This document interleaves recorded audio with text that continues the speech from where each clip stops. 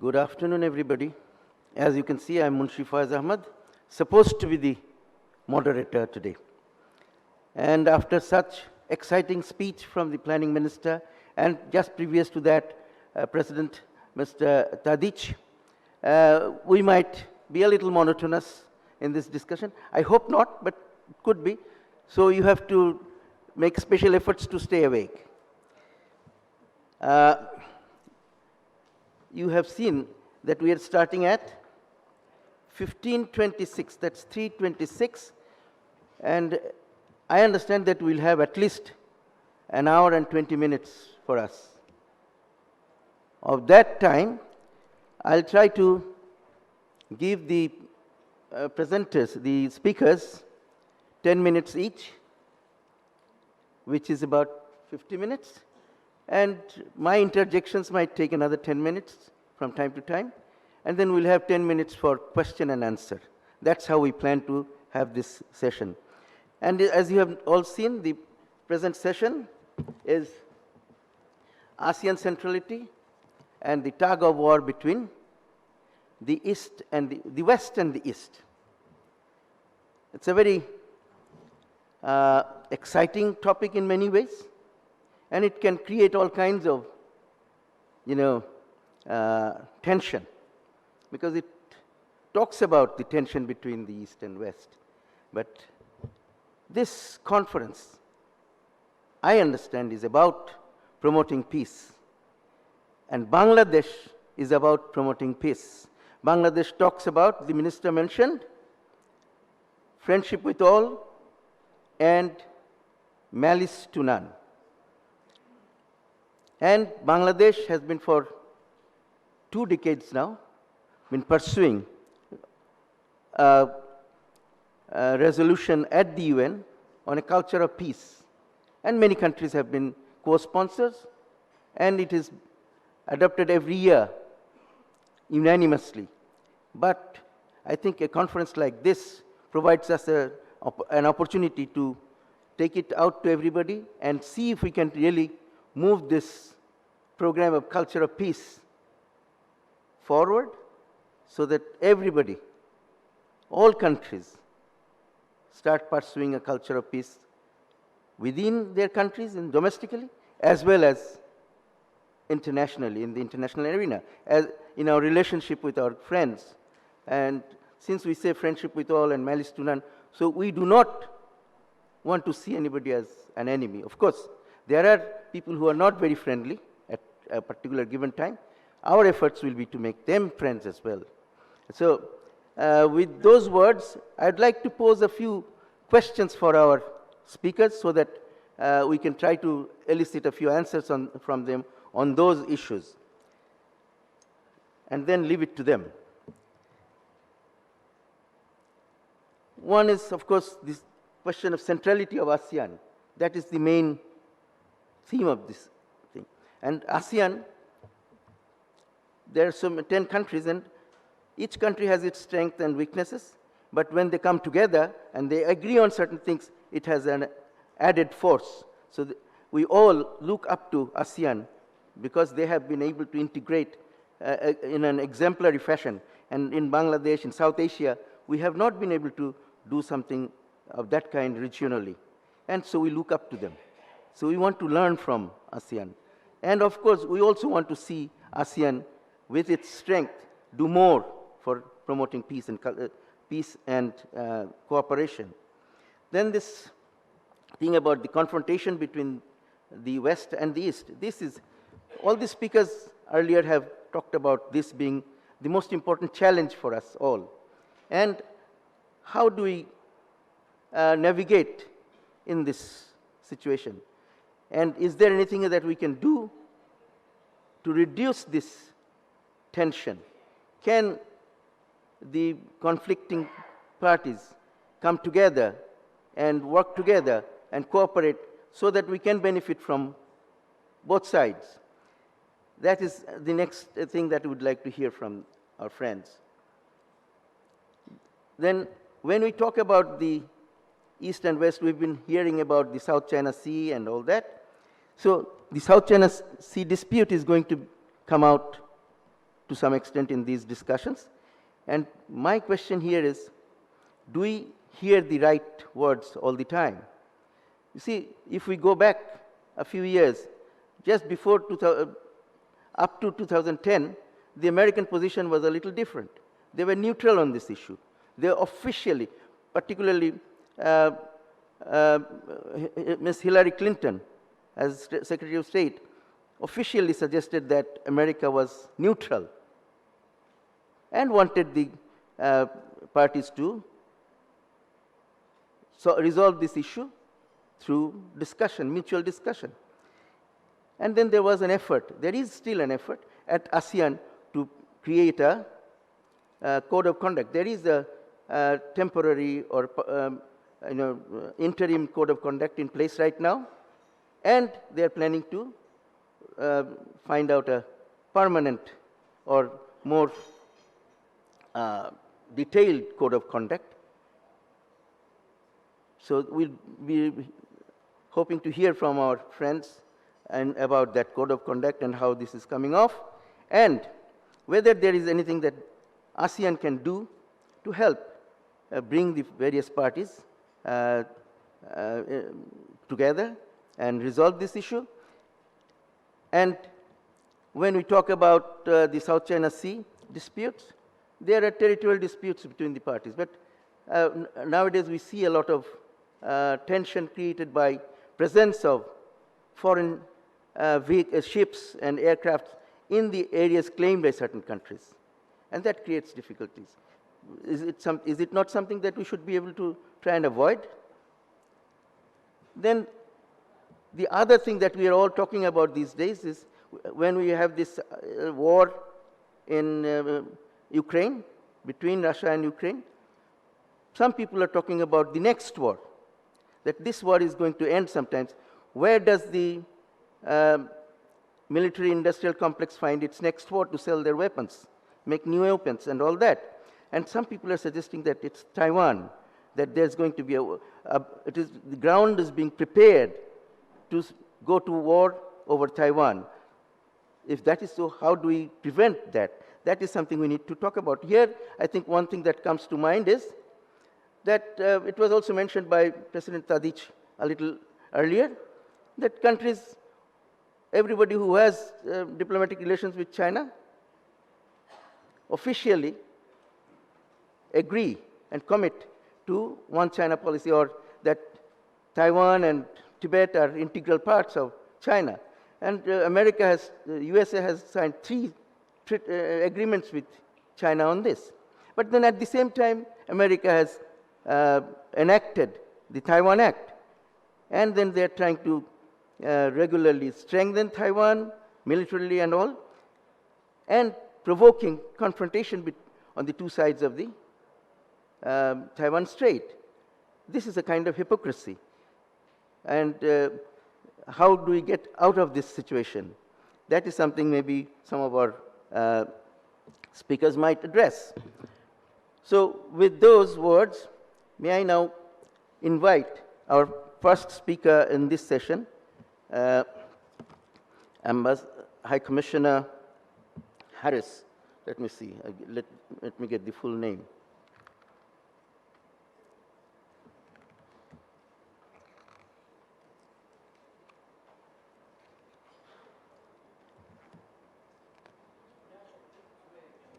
There you go.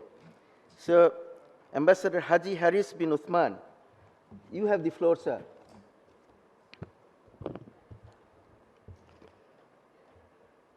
Oh, just by the way, he is the High Commissioner of Bangladesh, sorry, High Commissioner of Brunei to Bangladesh. Sir. Honorable M.A. Manan, MP, Minister of Planning, distinguished guests, distinguished moderator, esteemed speakers, participants, ladies and gentlemen. Assalamu alaikum, peace be upon you all.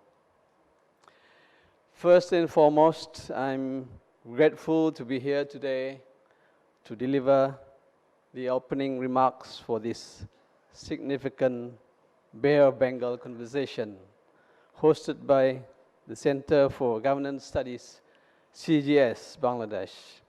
It is an honor to be part of this esteemed gathering where experts, scholars, and leaders converge to discuss the pressing issues facing our region. The theme of this plenary session, ASEAN Centrality, caught in the tug-of-war between the West and the East, is of paramount importance in the current geopolitical landscape. ASEAN centrality is fundamental principle of ASEAN's foreign policy and has been instrumental in promoting the region's peace, stability, and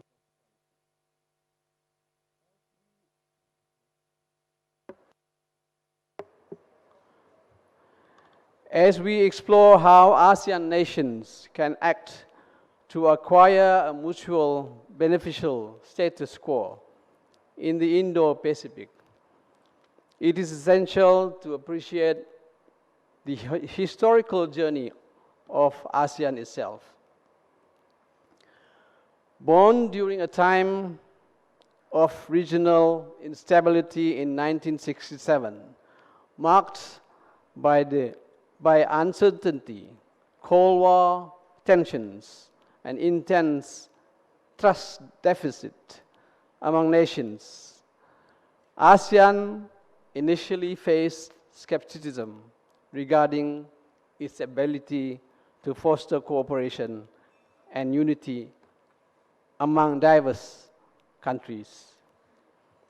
However, the seeds of trust planted by ASEAN founding fathers in 1967 gradually blossomed. ASEAN member states have steadily cultivated trust through dialogue, diplomacy, and the pursuit of shared goals. The ASEAN's journey from a region once marked by a trust deficit has transformed into one grounded in strategic trust. ASEAN centrality, characterized by principles enshrined in the ASEAN Declaration, Bangkok Declaration, 1967, is immersed within the organization. ASEAN centrality embodies mutual respect for the independence and sovereignty of member states, non-interference in internal affairs, peaceful settlement of disputes, the denunciation of the use of force, cooperation and collaboration, adherence to international law and norms, and economic integration. These principles collectively promote peaceful coexistence, diplomatic conflict resolution, and economic cooperation among member states, contributing to regional peace and stability in Southeast Asia. Over the years, ASEAN centrality and ASEAN's incremental achievements have been nothing short of remarkable.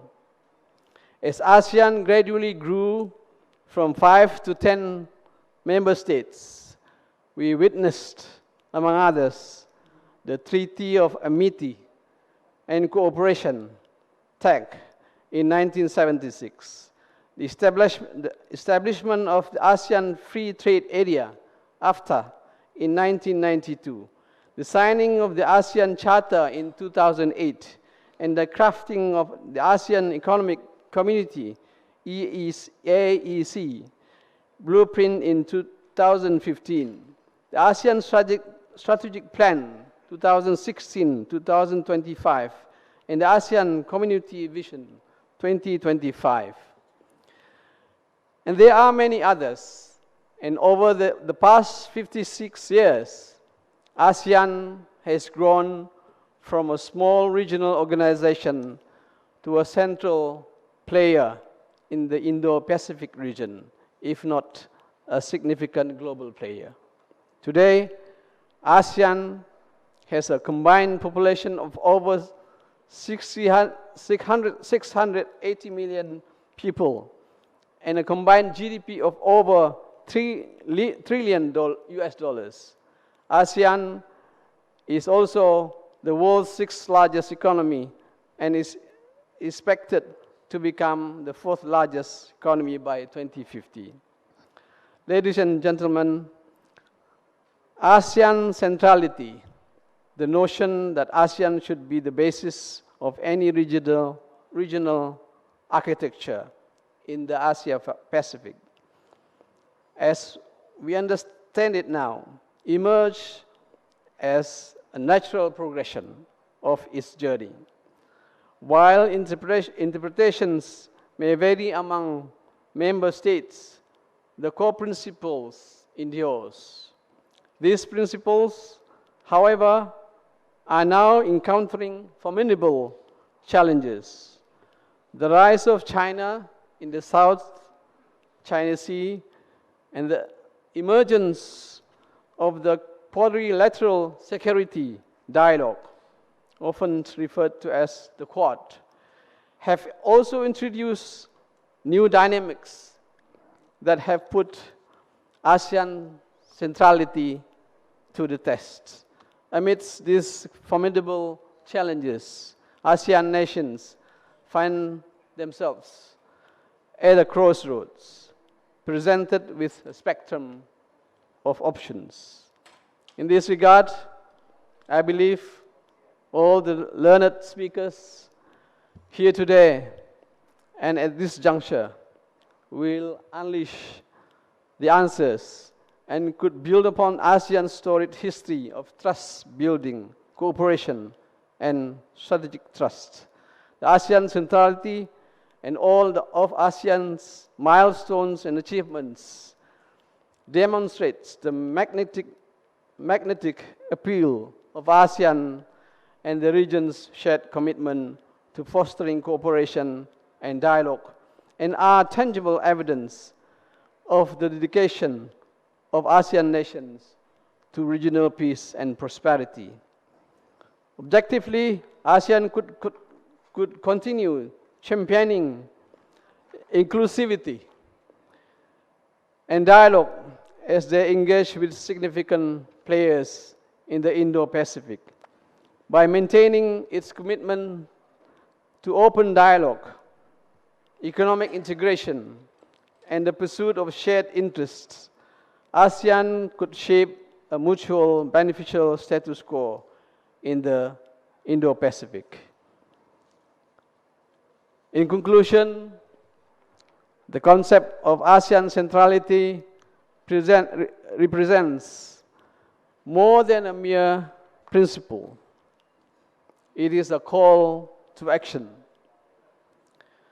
As ASEAN navigates the intricate tapestry of the Indo-Pacific, ASEAN would be capable of doing so with wisdom and adaptability.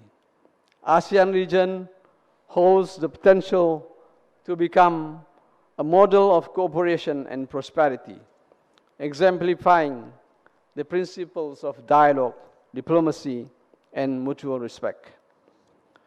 Last but not least, I extend my profound gratitude to the Center for Governance Studies, CGS, for orchestrating this crucial event and allowing me to deliver opening remarks to this significant dialogue. I eagerly anticipate the wisdom and insights from the learned speakers. I hope they will share collectively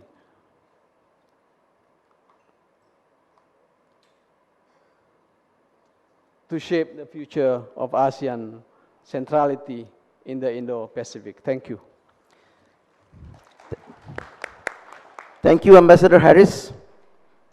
I think you have explained to us quite well about ASEAN centrality and its purpose of promoting peace and cooperation.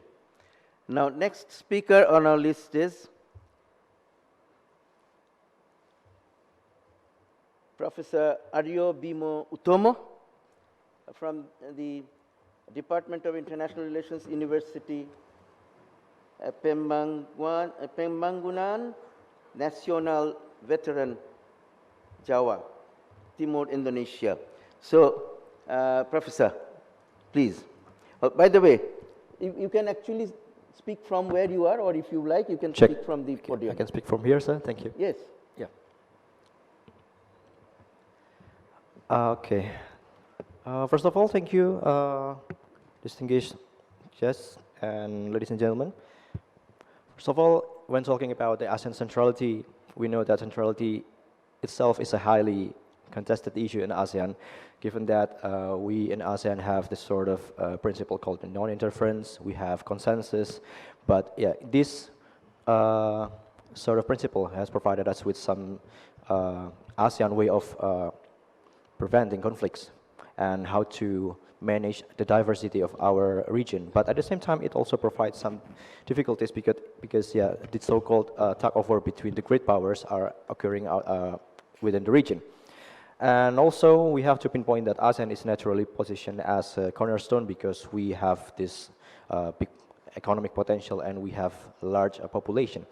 First of all, disclaimer, yeah, I'm not an expert in security studies, but rather I would like to pinpoint another pathway, another point of view which we can approach the issue of ASEAN centrality, which we can focus on. That is from the lens of city diplomacy, how cities can be an actor, how they can be actors to facilitate the centrality of ASEAN.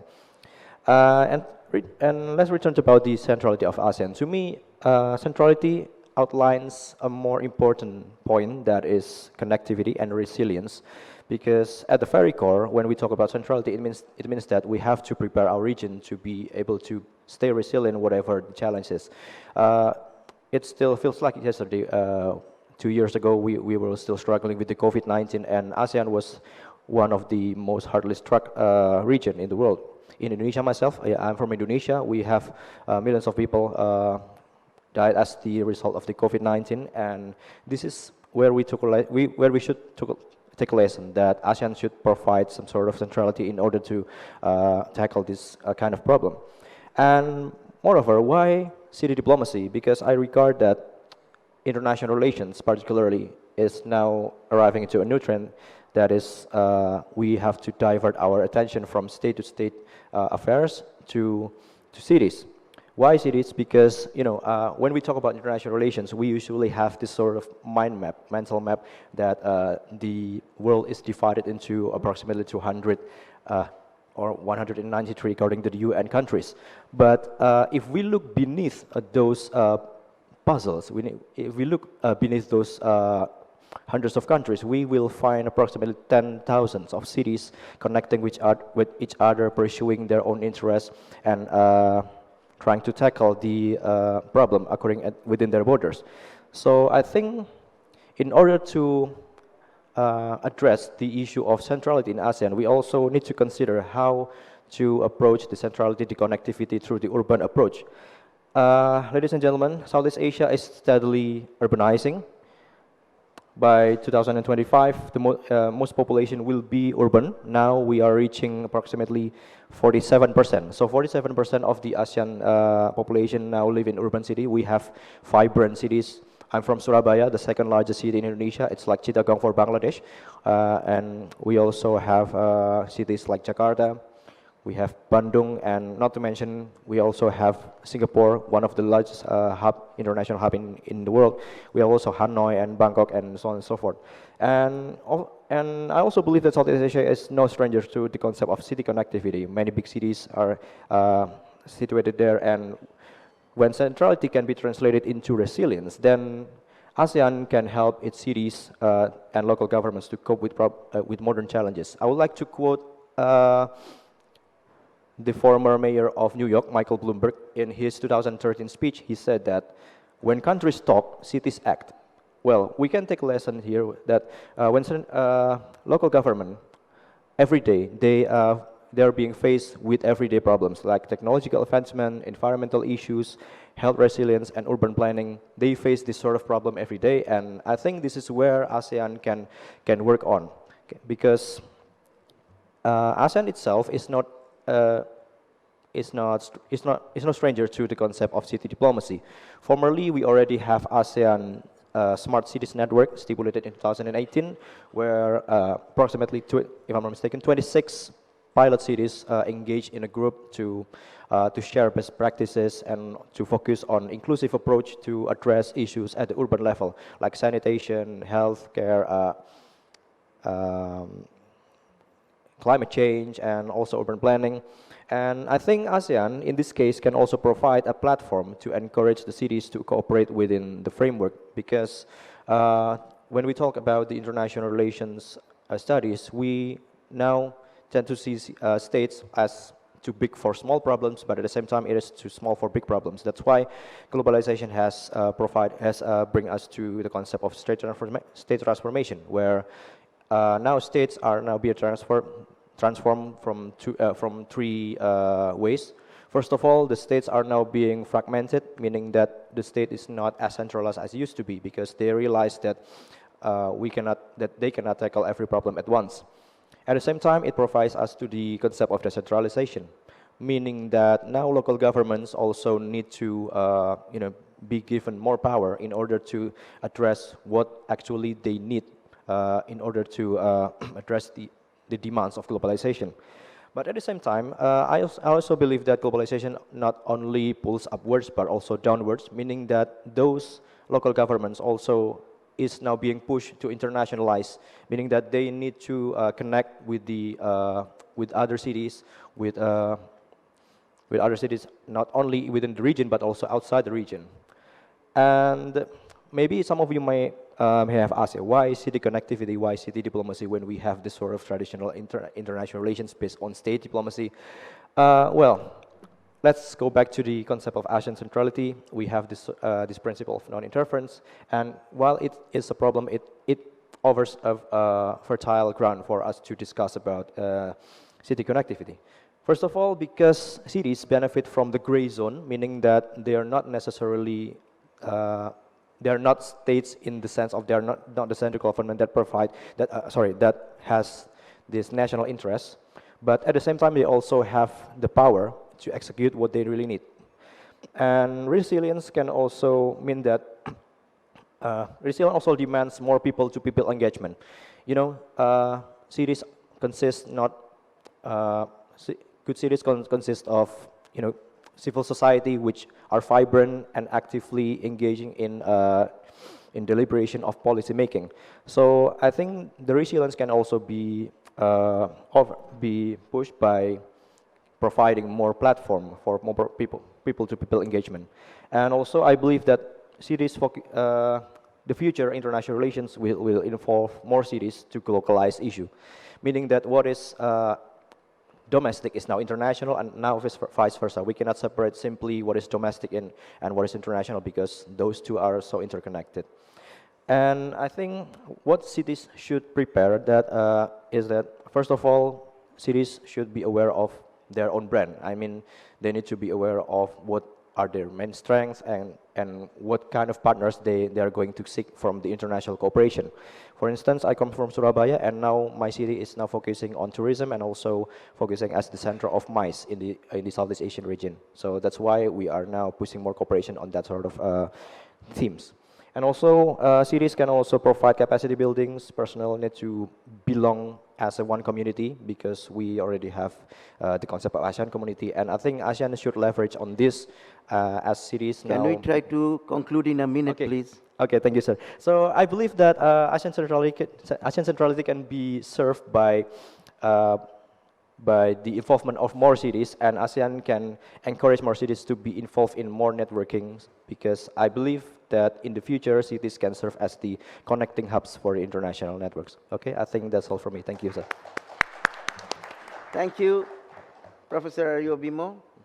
And may I now call upon Dr. Beck Strating, Associate Professor La Trobe University, Bundoora, Australia. Yes, yes, doctor. No. No, there we go. We've got it. Thank you so much. And thank you to the Centre for Governance Studies again for inviting me to this excellent dialogue. So I guess I would like to start my comments with a bit of an outsider observation, because I am not from an ASEAN country. You might tell from my accent, I'm from Australia. And so when I think about ASEAN centrality, I come to it from a slightly different view. So I'd like to separate sort of two interrelated, but what I think of as being quite separate concepts. ASEAN consensus on the one hand, so ASEAN working together, the ASEAN way, principles that have already been mentioned such as non-interference, ASEAN consensus over here, but ASEAN centrality as a slightly different concept which really talks about ASEAN as an institution and the 10 Southeast Asian countries being able to lead regional institution building. So when I think about ASEAN centrality, the first thing that comes to my head is this idea of ASEAN being at the heart of the regional architecture. So for one of the sort of core questions that I think about in terms of ASEAN centrality is really the extent to which that is true, and the extent to which ASEAN remains the kind of central fulcrum or the central part of particularly East Asian regional architecture, but increasingly as we move to this new regional nomenclature about the Indo-Pacific, to what extent does ASEAN and the bits and pieces of the institutions and organisations around ASEAN really remain at the heart of that institutional architecture as our concept of region really expands across these two vast oceans. So in some sense, we can say that ASEAN centrality is as much about external powers as it is about the Southeast Asian powers, because this is, and it's a remarkable story really about how other countries in the region and beyond the region how they use the term ASEAN centrality, how when we read documents that are produced by the Quad countries, for example, Japan, United States, Australia and India, how those documents often talk about ASEAN centrality. It's become a commonplace term over the last 20 years when ASEAN began to really emphasize this concept of ASEAN centrality. So there's a certain norm diffusion that has gone on here, where other countries have adopted this norm, this idea of ASEAN being central to the regional architecture. But there's a crucial question here about how much these other countries have actually internalized that norm, how much they have absorbed that norm of ASEAN centrality, or how much they use this term in order to placate ASEAN states, in order to try to ways of signalling to Southeast Asian countries that they still matter, while they go about building new and different forms of security architecture. So I am, as I said before, from Australia, and Australia is interesting, I think, in the context of this discussion, because it is, aside from the United States, the only country that is involved in both the Quad and in AUKUS. And what these arrangements really represent are new forms of minilateralism, strategic minilateralism. And there is a concern, I think, within some quarters of Southeast Asia and other parts of the Indo-Pacific about whether or not this strategic minilateralism is a threat to ASEAN centrality. Now, personally, I think that these forms of arrangements can exist side by side, but that's only if the countries in the Quad and in AUKUS make very real and substantive measures to ensure that ASEAN centrality is not just lip service, but that it is something that it is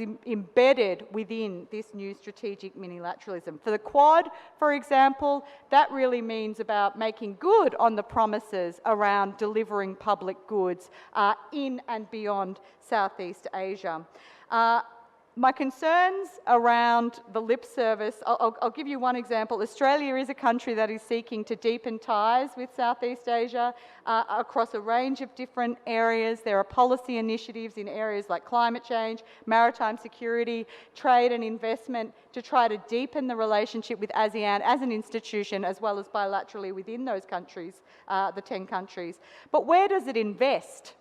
Out of the top 20 countries for Australian foreign direct investment, there's only one Southeast Asian country, and it's Singapore, and it's number 9. Australians are much more likely to invest with the United States and the United Kingdom, with New Zealand and with Canada, what we might group together as the Anglosphere countries. So in my view, when I think about ASEAN centrality, I'm as much concerned about what goes on within ASEAN as an institution as what I am is what goes on with other countries buying into the idea that it is central, continues to be a central part of the regional security architecture. And in one area in particular, our moderator mentioned it at the start, the introduction. I mean, really, these are big questions of what type of regional order is emerging and what type of great power is China seeking to be and the United States seeking to be. There was a mention around US provoking confrontation in the South China Sea, but we can also see that China has been assertive in the South China Sea as well. And if we want to talk about hypocrisy and double standards, which, you know, certainly I'm on board with that, but we need to be taking a close look at what both great powers are doing in that sort of contestation.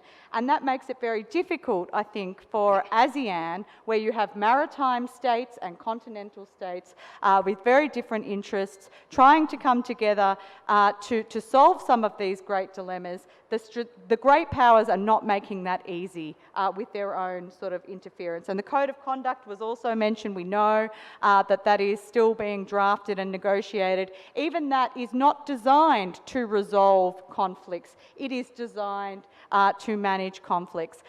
So I'm going to end my comments by saying that I am optimistic about ASEAN. I see that there is still a lot of worth in the institution in terms of navigating not just these big sort of grand strategy issues, but also the lower hanging fruit. In my area of maritime security, this is about dealing with things like pollution. It's about dealing with things like plastic. It's about dealing with the quotidian, the day-to-day issues of dealing with maritime crime, IUU fishing, issues of blue economy. These are the areas, I think, where ASEAN can and does and still can continue to play a really important role. Thank you, Dr. Beck Strating. I think you made some very discerning comments about the issue and certain things that we have not been discussing so far about the intentions, the motives behind using this term, ASEAN centrality.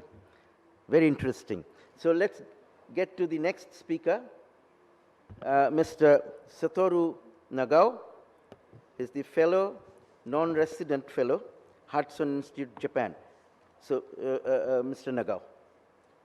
Thank you very much.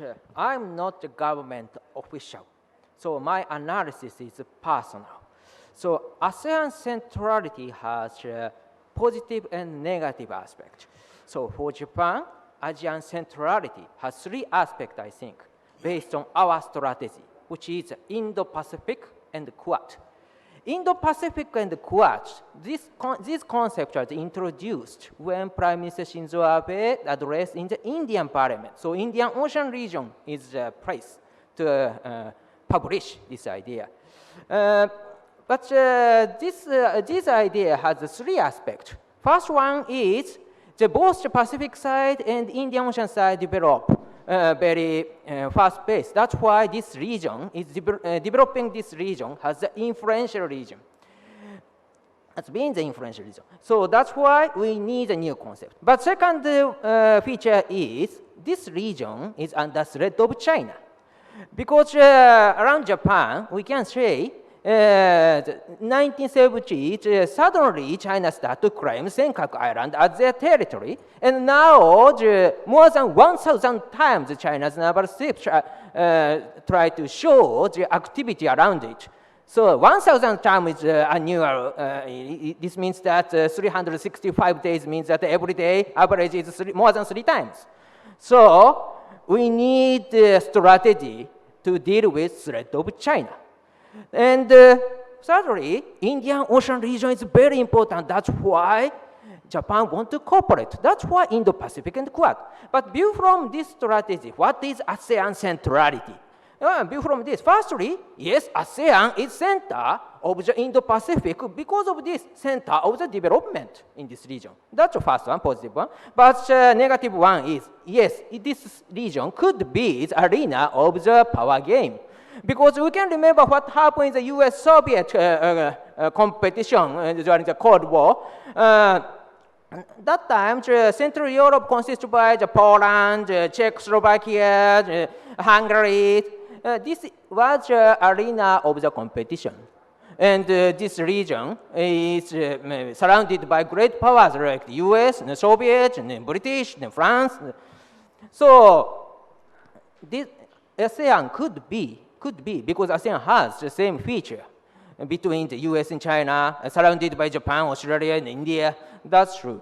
And at the same time, to cooperate with India and Australia, ASEAN is the joint point center of Indo-Pacific. That's why, view from 3, we can say ASEAN centrality has both positive and negative aspects. So what will happen in this region? It depends on the future of the US-China competition. When we check the history of the United States, which they claimed about 250 years, yes, 250 years ago, United States is just a colony of the British Empire, but now only superpower in the world. But during this process, they compete with many rivals, and all of the rivals hasn't survived, including Japan Empire, Germany, and Soviet Union. So that's why when we see the current US policy and when we see it, the difference between Republican and Democrat, about the China policy, end of the Obama administration or through the Trump administration, now the Biden administration, there is a consistency. So counter-China strategy is, there is no difference between the Republican and Democrat. So under such kind of situation, we can expect that it will escalate. So currently, no country, including the United States, does not demand the ASEAN country to choose the side. But time will come to choose the side in the future. And in this case, of course, such kind of situation could be the chance to relocate a factory in China to the ASEAN country, or the other chances we can find. But at the same time, we should not forget one thing. Winner will get all of the benefit in the competition. So that's why, join us. Thank you. Thank you. Mr. No, that was Mr. Satoru Nagao. The lighting is rather difficult for me to see things here, but anyways. So thank you very much for your very useful comments. Now we have the next speaker, Mr. Suthikorn Kingkaew, advisor KBU Research Institute, Thailand. Since you are from the ASEAN countries, so I'd try to request you to see if you can also add something here about, can ASEAN as a group make greater contribution to promoting peace and cooperation as against confrontation and conflict, particularly in respect of the two countries that we've been mentioning, the two great countries, China and USA. Thank you.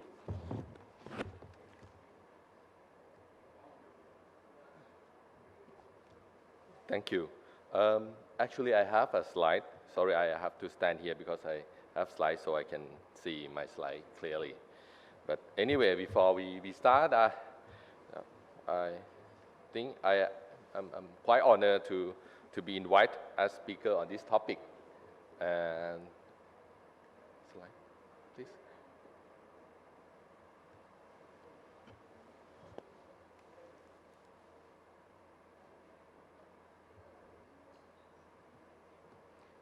technology is not always very friendly. So we'll give it a little time. Okay, You that's got good. it? Good.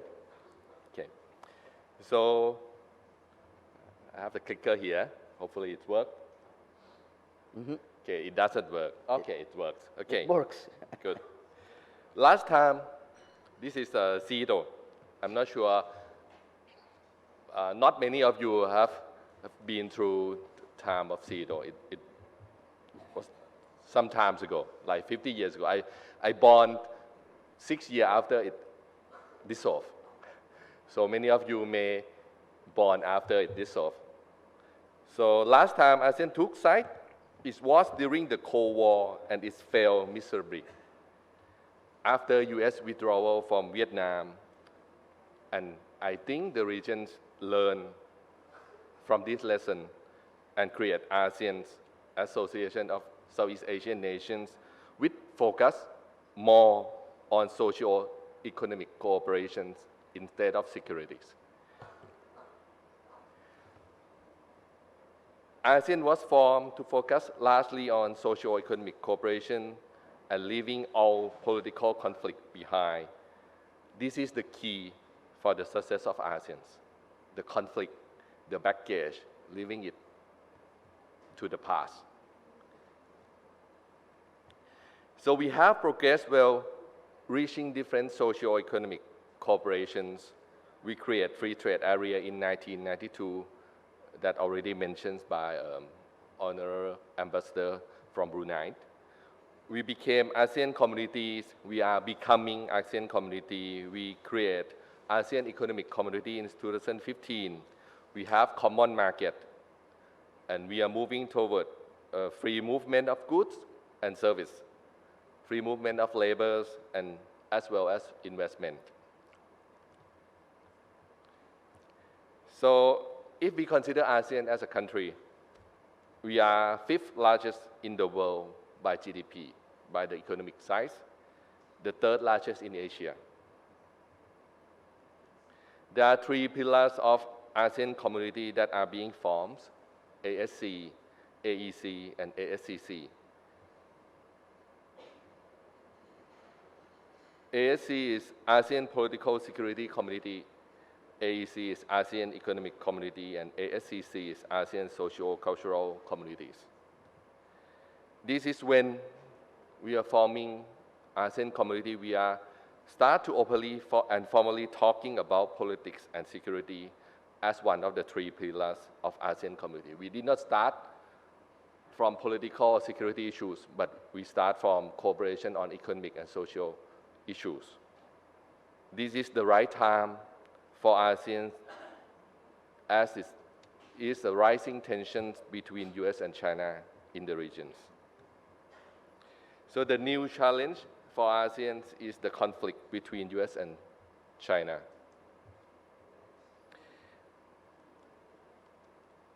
Before I outline about what ASEAN should do in these ongoing tensions, I would like to give you an overview of how important both US and China to ASEAN. In 2022, China is the largest export market with 16.4% of ASEAN export going to China, followed closely by the US with 14.9% of ASEAN's export volume. These 2 countries together account for 1/3 of ASEAN export. They are very important to us. In terms of FDI, US contribute 22.5% of inward FDI into ASEAN, while China account for 7.7% of FDI into ASEAN. So they are important to us as well. What does ASEAN think about US and China conflict? With those 2 points in mind, we can see how US and China are important to us, and we cannot easily choose one or another. What about people in ASEAN? What are they thinking about in terms of US and China? I borrowed some data from ASEAN-wide survey conducted by ASEAN Study Center in Singapore. For most influential political and strategic power in Southeast Asia, ASEAN thinks that China is the most influential, followed closely by the US, I think this is maybe because of the close proximity to ASEAN and its status as the largest trading partner of ASEAN. China is the largest trading partner of ASEAN. You can see here, China 41.5 in 2023, and US is 31.9%. Contradictory to that fact, when we ask about the leadership in maintaining rule-based order and upholding international law, China is losing to the US, and even in 2022-23, China even lose its leadership in this aspect to Japan and UK. This may be because the rising tension in South China Sea and the way Chinese is exerting and projecting their power toward their ASEAN neighbors, such as Vietnam and Philippines. So what choice we have? ASEAN choices. What choice ASEAN has? From the survey, luckily, only 6% of ASEANs would prefer us to choose between US and China. So it's only 6%. 18.1% want ASEAN to partner with third party to counter the coming US-China conflict. And this is very soothing to know that 30.5% of ASEAN want to maintain its neutrality, and 45.5% want ASEAN to become more resilient and unity to fend off pressure from US and China. Interestingly, these two options, the last two options, which emphasize ASEAN centrality and neutrality, together account for 76%. So we are better be neutral. But if we have to choose, actually US won over China, but actually it's a small margins. This is quite indecisive actually. But when we look deeper into each country voting, when we look into each ASEAN member, we can see here that 4 out of 10 members are voting in favor of siding with China, while the rest vote for US. This differing view, no unity approach, I would like to ask the audience whether it is good or bad for ASEAN. Maybe you can raise your hand if you think it's bad for ASEAN. This differing views. If you think it's bad for ASEAN, raise your hand. Well, it's interactive, so if you want to respond, go ahead. Show your hand. Sure. Actually, I would like to argue that the difference among ASEAN members we observe here is good for ASEAN. Why it is good? It's good in the sense that non-uniformity creates stabilizing equilibrium, that preventing ASEAN to move against one major power in favor of another major power. Embracing differing views is the backbone for ASEAN centrality and neutrality. So we don't have uniformity, but differing view, no uniformity is good, as there are no decisions to make between siding to one another major powers. So you need to conclude quickly. Thank you. The last slide here,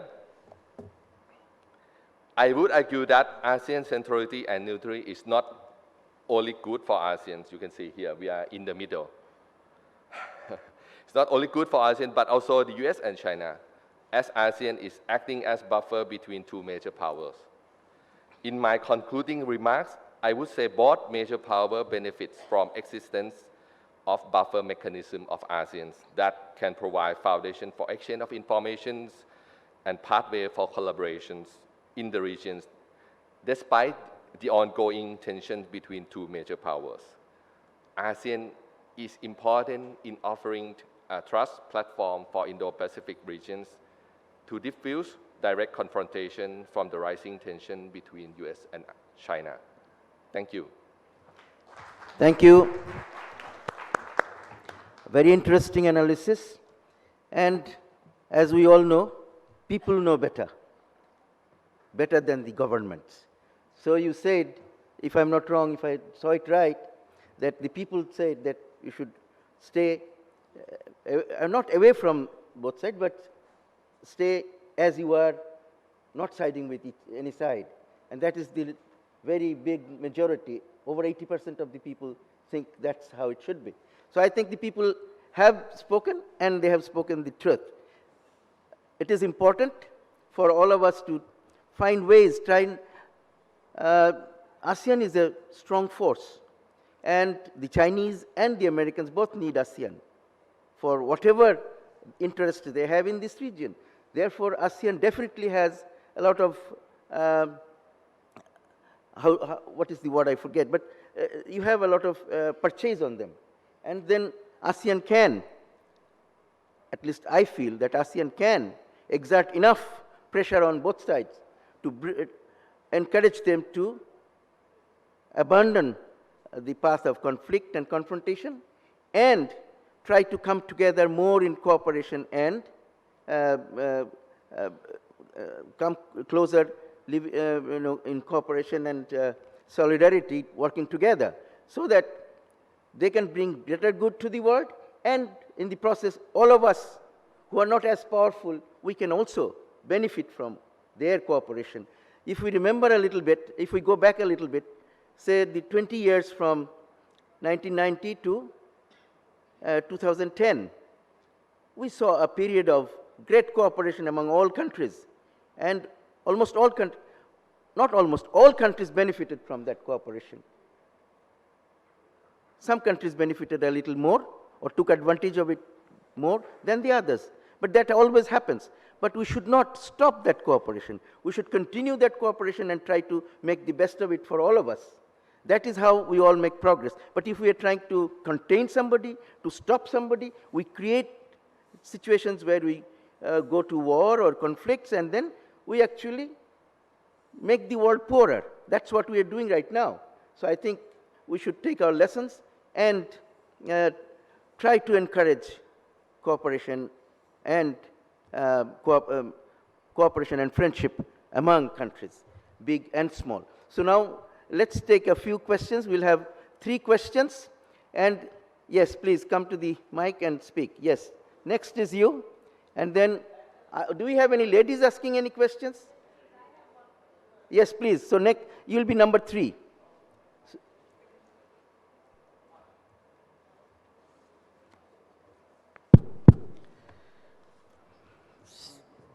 You'll be number 3. First there. Yes, sir. Yes. May I put my question? Yes. I have 2 questions, different. Question 1.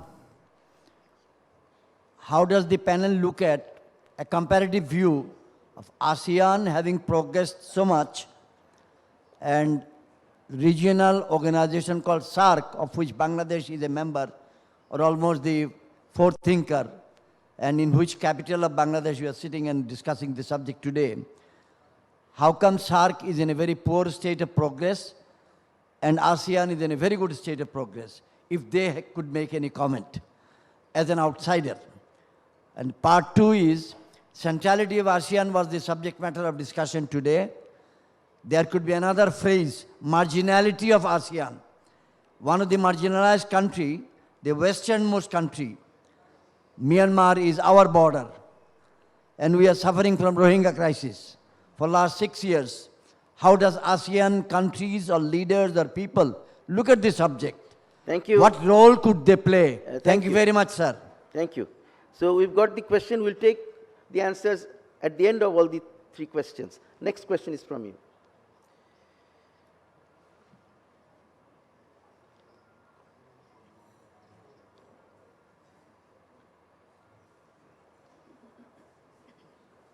Thank you, sir. Thank you, Mr. President, for giving me the floor. Actually, last month I was in the Asia Pacific Roundtable in Kuala Lumpur, where there were about 400... We can't hear you properly. Can you please come closer to the mic? Is it okay? Let's see. Is it okay? Hello? Yes, that's better. Yeah, thank you, Chairman, for giving me the floor. Let me start by saying that I just attended the Asia Pacific Roundtable at Kuala Lumpur last month, and the subject was ASEAN Centrality, the 3-day-long session, and I got the impression that ASEAN is in problem. It might get divided. That's the impression I got from that roundtable. There were about 400 delegates from all over the world. I was one Your from question, Bangladesh. please. Yeah, I'm giving the Because question. We are yeah. short of time. Yeah, my question is, how do you see the integrity of ASEAN in future, getting divided between China and especially Dr. B from Australia, because of the Quad, AUKUS, and militarism we talked about, and ASEAN security community is not forthcoming. It is basically an economic community. So how do you measure the centrality of this ASEAN? Is it getting fragmented, so to say, because of the COC is not working out? South China Sea is disturbing the scenario. Japan is coming in, and the NATO might come in. And I say again, Quad, AUKUS, and ASEAN doesn't have a hard power as such. Thank you. Thank you. I think we you. got your question. The last question is from the lady here. Thank you, Mr. Moderator, for allowing me a question, to ask you a question. My question is, well, partly I accept Australian doctor's comment about the centrality of the ASEAN. I also don't agree that they are fully centrality, playing in this role, and also the neutrality. I also don't think they are fully neutral, because the world's largest catastrophe, humanitarian catastrophe, is Rohingya crisis. And Bangladesh itself is being dealing with 10 million Rohingyas in their land. Sorry, 1 million, okay. 1 million Rohingyas in Bangladesh. But how come ASEAN is keeping quiet and they are not coming forward to help and show the solidarity with Bangladesh? We don't mean money. We mean the solidarity to solve the problem, because this is a big problem. If we don't have any peace in the region, how we can have the trade, the prosperity in business and other things? Thank you. Please. Now, the questions, only one question was actually addressed to one of our speakers, but the others are open. So anybody who wants to take the first two questions from Mr. General Ibrahim? Yes, please. If you want to take it. Do you? Anybody? Any takers? The first question, that is, why SAARC did not succeed while ASEAN did so well? And the next one is ASEAN going to be marginalized? I can answer the first questions. From my point of view, I think at the start of ASEAN or any corporations, I'm sure there's a huge difference, large historical baggage. When we decide to come together, we have two choices.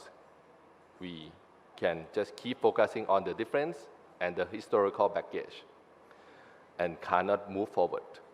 Or we can move forward and create, transforming.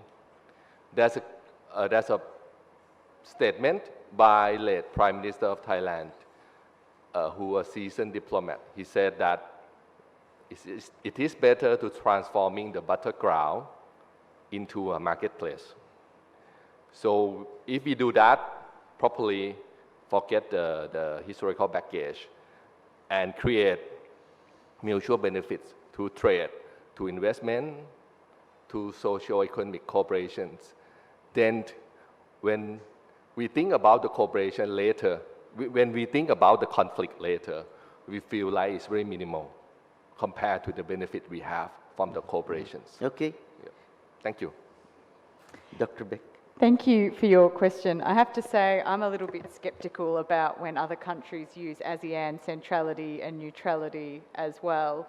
And I think in terms of whether or not AUKUS and Quad is marginalising other regional institutions, again, they don't necessarily have to be, but what they symbolise is a sense in which some countries are no longer investing as much in multilateralism. Minilateralism offers, an ad hoc approach to issues. It offers, they're not formalized or institutionalized kind of processes. They can be issue-based if they want them to be. So the countries, including Australia, who have turned towards these other sorts of arrangements clearly see that there is a gap, and that multilateralism, existing forms of multilateralism, is not filling that gap that has emerged as a new order emerges. And taking your point about the Rohingya, I mean, this is one particular issue that has been very significant for ASEAN,